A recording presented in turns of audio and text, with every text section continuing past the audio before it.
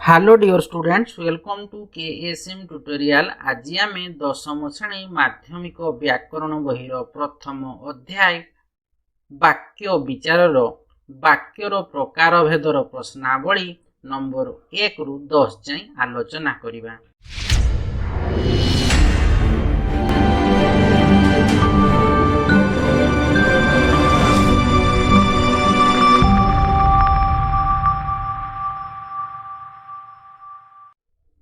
देख वाक्यर प्रकार भेदर प्रश्नावली नंबर 1 रे कौन अच्छी ना वाक्यर केतोटी रूप अच्छी तार उत्तर लिखब ना वाक्यर दुईटी रूप अच्छी लगी।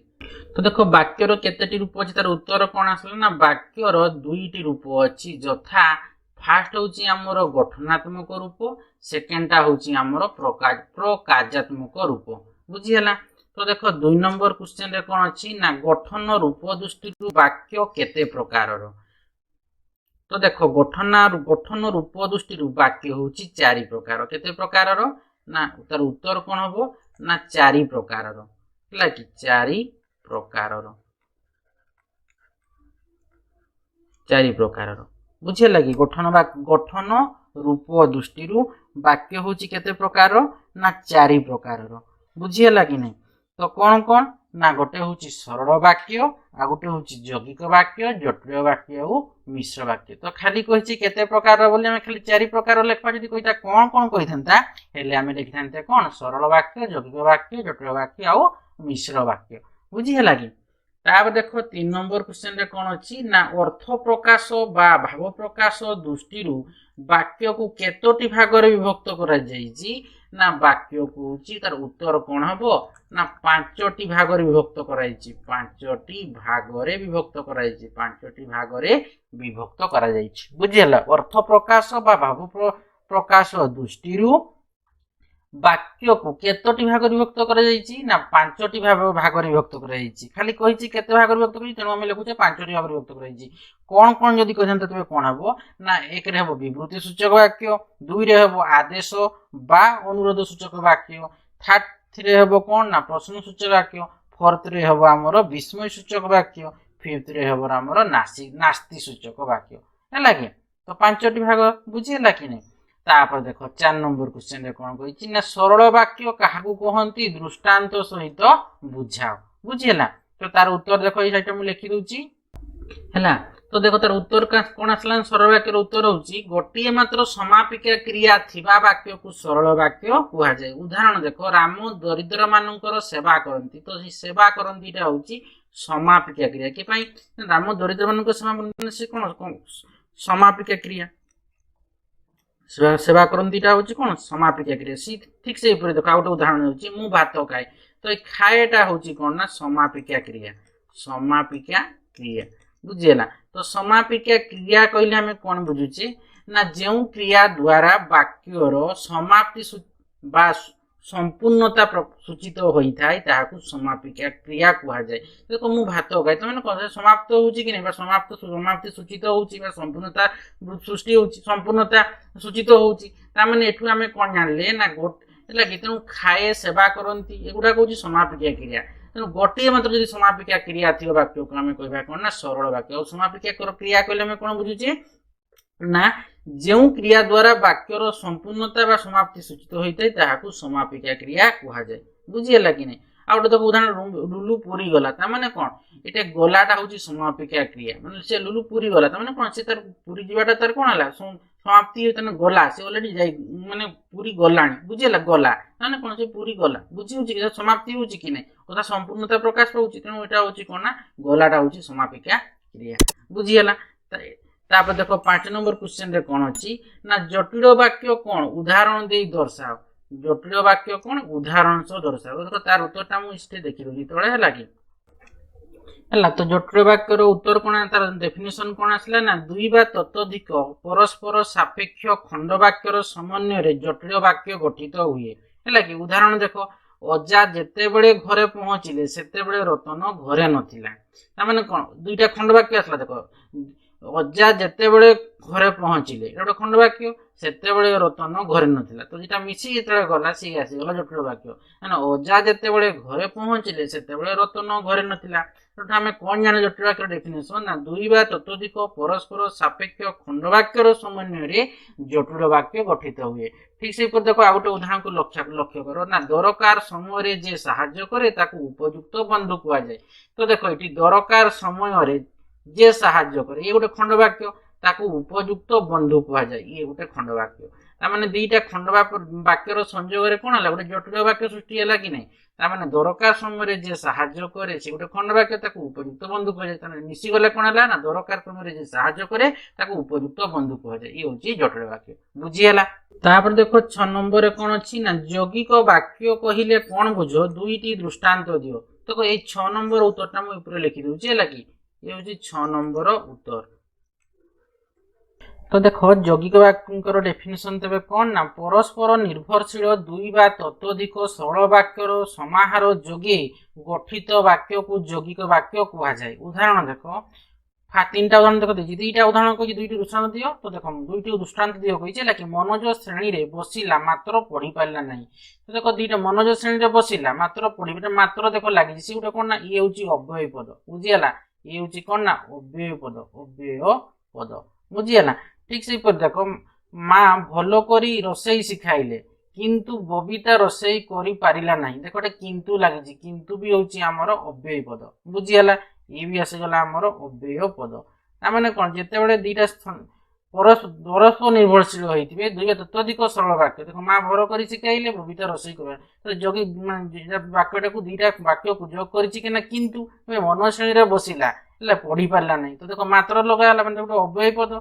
ठीक से भी देखो गोटे उदाहरण को लक्ष्य करो ना शिक्षक डाकिले है कि मानस एवं सुरेश गीत गाइले। तो ये एवंटा हूँ कौन आमर ये हूँ अव्यय पद बुझीगला। तेणु देखो ताने बुझार लगी लिखी अव्यय पद बोली बुझीगला कि नहीं।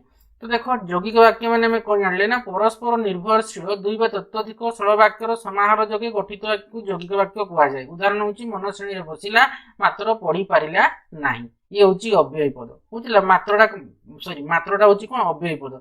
तुम देखो दुईटा मन श्रेणी बसिला है कि पढ़ी पारिला नहीं बुझे दुईटा सरल वाक्यर जोगे क्या है। तो देखो निर्भरशील कि मन श्रेणी बसिला पढ़ी पारा नहीं दुईटा वाक्य अच्छी तो मात्र जोगी मात्र जो लगिगला दुईटा वाक्य मैंने सेंटेंस गोटे गोटे दुईटा वाक्य को जोग कला किए दुईटा वाक्य एकाठी क्या द्वारा मात्र द्वारा है। माँ भल कर शिखाइले किंतु बबीता रोसई कर पारा नहीं माने माँ भल कर शिखाइले गोटे बबीता रोसई कर पारा दुईटा वाक्य रोचे किंतु जो लगिगला तो सीटी कौन वाक्यटा गोटे होगा बुझला माँ भल कर शिखाइले किंतु बबीता रोसई कर पारा नहीं। तापर देखो शिक्षक डाकिले मानस एवं सुरेश गीत गाइले तो शिक्षक डाकिले गोटे हम मानस और सुरेश गीत तो एवं लगी अव्यय पद तेणु बुझीपार ना। तो ये गुड़ाक हूँ कौन ना यौगिक वाक्यर उदाहरण दियो। तो ये देखो मात्र किंतु गोल बोली गोल बोलेबनी बुझा लगी मुझे अव्यय पद लिखिदेली बुझीगला कि नहीं। तापर देखो 7 नंबर क्वेश्चन रे कौन कही ना तुम मनरु गोटे मिश्र वाक्य गढ़ी यह किपरि मिश्र वाक्य है प्रमाण करो कही है कि। तो देखो मिश्र वाक्य गोटे मनरु गढ़ा मिश्र वाक्य किपरि है कहवा। तो देखो 7 नंबर क्वेश्चन उत्तरटा मुझे लिखी दूसरी ये हूँ 7 नंबर उत्तर।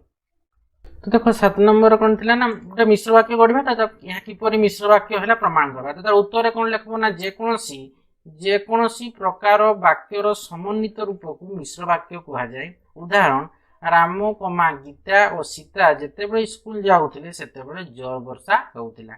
तो देखो मिश्र वाक्य केमती ना देखो राम गीता और सीता जिते कि देखो राम गीता और सीता जिते स्कूल जाऊे से कौन ना जोर वर्षा होता। तो जेकोसी प्रकार वाक्यर ये हूँ समन्वित रूप तेनाली मिश्र वाक्य कहूँ।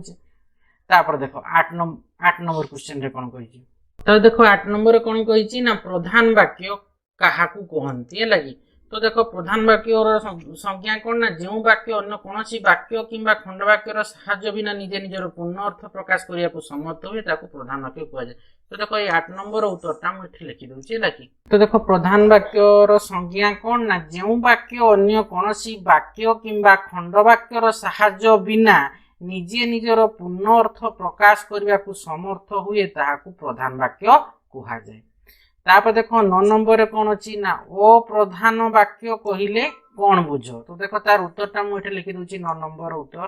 देखो अप्रधान वाक्य कहले कौन बुझ कौन बुझ तो प्रधान वाक्यर संज्ञा कौन ना जो वाक्य निजर पूर्ण अर्थ प्रकाश करने को अन्य कौनसी वाक्य किंबा खंडवाक्य उपर निर्भर करे ताहाकू अप्रधान वाक्य कहा जाए। तो देख 9 नंबर सरला 10 नंबर कौन अच्छी देख ना तल वाक्य गुड़ी को पढ़ी केउठी की प्रकार वाक्य दर्शाओ कही लगी। तो देख कर अच्छी कौन ना तुमे कौन काम को पारिबो तुमे कौन काम को पारिबो जे तो क्वेश्चन मार्क अच्छी तामाने ये हम कौन ना मोर प्रश्न सूचक वाक्य प्रश्न सूचक वाक्य ये असला कौन प्रश्न सूचक वाक्य बुझीगला। तापर देख कौन अच्छी हरे मदन द्वारा गीत गाइबा संभव नुहे नुहे अच्छी तामाने ये होची कौन ना नास्ति सूचक वाक्य नास्ति सूचक वाक्य नास्ति सूचक वाक्य। तापर तो गोर अच्छी देख कौन ओडिशार राजधानी भुवनेश्वर ओडिशार राजधानी भुवनेश्वर कौन अटे तार विवृत्ति सूचक वाक्य हम ये ओडिशार राजधानी भुवनेश्वर ओडिशा राजधानी भुवनेश्वर अटे। तो ये होची कौन ना हमर विवृत्ति सूचक वाक्य विवृत्ति सूचक वाक्य विवृत्ति सूचक वाक्य बुझीगला। तापर देखो घर अच्छी कौन ना नियो यही चिठीटा डाक बाक्स रे पकाई दियो बुझीगला। तो तार एटा नियो ए चिठीटा डाक बाक्स रे पकाई दियो तामाने कोन देखो आदेश दोचे नियो ए चिठीटा डाक बाक्स रे पकाई दियो तामाने कोन ये होची हमर आदेश सूचक वाक्य आदेश सूचक वाक्य तक आदेश दोचे लगी आदेश सूचक वाक्य बुझीगला। तक आदेश दोचे जे नियो ए चिठी डाक बाक्स रे पकाई दियो आदेश आदेश दोचे। ता देखो मुहरे कोन अछि मते टंकाटियो दियो बाबू मते टंकाटिए दियो बाबू त माने कोन ये अनुरोध करूछ अनुरोध सूचक वाक्य हबो लागि कोन हबो ना अनुरोध सूचक वाक्य अनुरोध अनुरोध सूचक वाक्य सूचक वाक्य बुझीगला।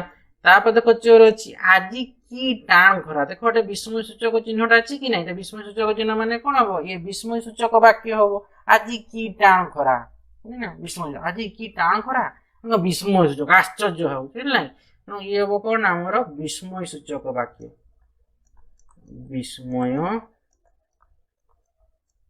सूचक वाक्य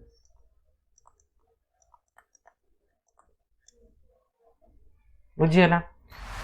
तो तुम पूरा नंबर 1 रु 10 जाए पूरा कंप्लीट अर्थात तुम विस्तृत भाव या विषय आलोचना कले। तो आशा करुच्ची पिला माने भिडियो को से बुझी पारथिबो भिडियो को लाइक कमेंट और प्रचुर मात्रा रे शेयर करिवो। तापर जो माने चैनल टी को अपने सब्सक्राइब करना सब्सक्राइब कर दबो बेल आइकन टी को दबाई दबो जहा फल कि मोर वीडियो आसो तुमको नोटिफिकेशन पड़ेबो। Thank you.